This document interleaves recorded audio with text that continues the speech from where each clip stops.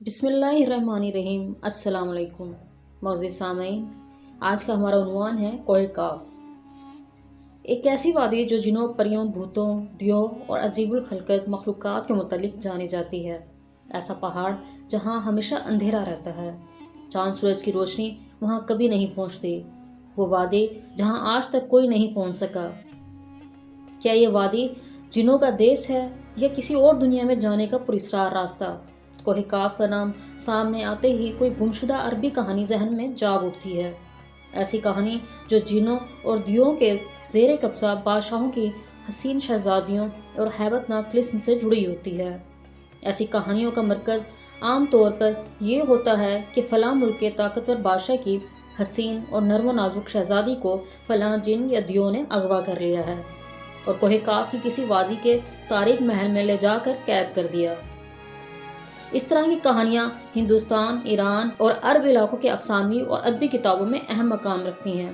تحریری شکل میں موجود ہونے کے علاوہ یہ داستانیں سینہ بہ سینہ روایتوں کی شکل میں بھی منتقل ہوتی رہی ہیں۔ جبل کاف یا کوہ کاف مشرق وسطیٰ اور عربوں کے مشہور افسانوں میں ایک افسانوی پہاڑی سلسلے کا نام ہے۔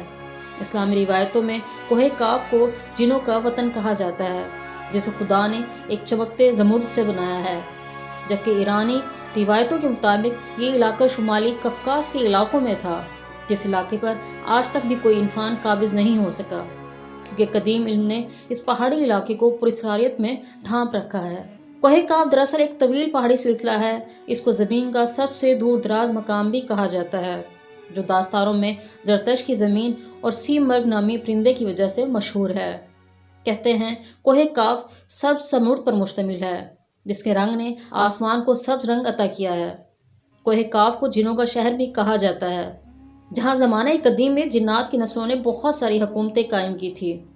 امام قزوینی لکھتے ہیں کوہ کاف کئی علاقوں میں منقسم ہے، جن میں 70 زمینیں چاندی کی ہیں اور 70 زمینیں سونے کی ہیں اور 70 مشک کی۔ عربی کتابوں کے مطابق کاف پہاڑی سلسلوں میں سب سے اونچا تھا، جو اللہ کی طرف سے زمین کو سہارا دینے کے لیے بنایا گیا تھا۔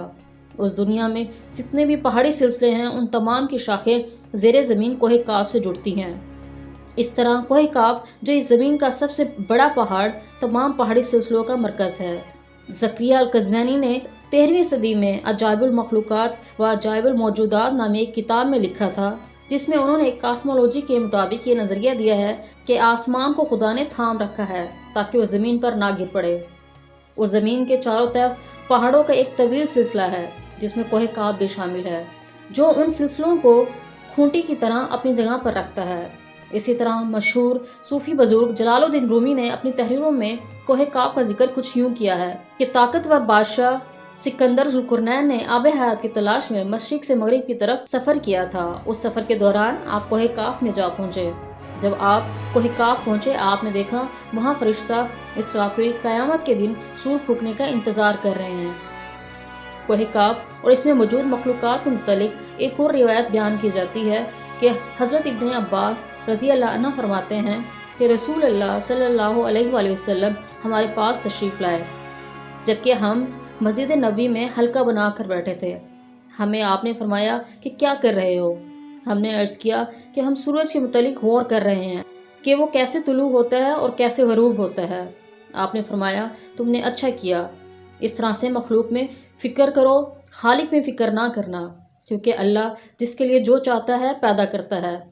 تم اس سے تعجب کرو کہ کوہ کاف سے آگے 7 سمندر ہیں، ہر سمندر 500 سال سفر کرنے کے برابر طویل ہے، اور اس کے برابر آگے 7 زمینیں بھی ہیں، جس کا نور امن کے باسیوں کے لیے چمکتا ہے۔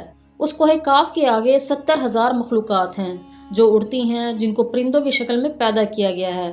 یہ مخلوق اور ان کا بچہ پیدا ہوتے ہی اڑنے لگتا ہے، اپنی تسبیح کی ادائیگی میں ذرا وقفہ نہیں کرتے۔ ان کا کھانا بھی ہوا ہے، ان کا پینا بھی ہوا ہے، ان کا لباس بھی ہوا ہے اور ان کے برتن بھی ہوا کے ہیں۔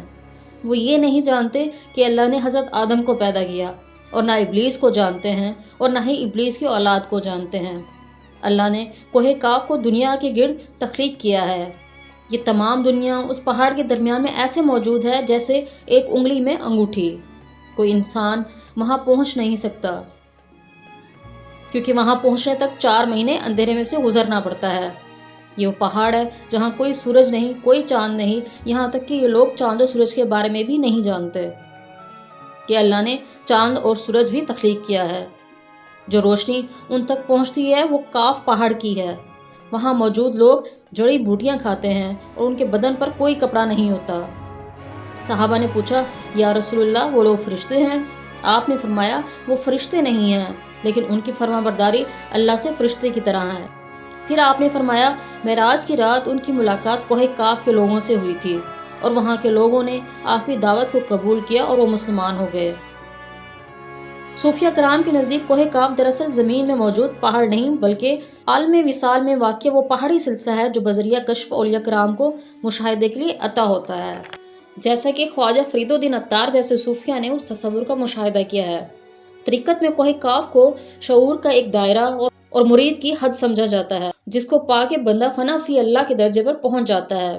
بہت سارے لوگوں کا یہ ماننا ہے کہ لفظ کاف کسی چیز کے مرکز کو ظاہر کرتا ہے، اور یہ لفظ اتنا مقدس ہے کہ قرآن میں ایک پوری سورت کا نام کاف ہے جو اس کوہ کاف پہاڑ کی طرف اشارہ کرتی ہے۔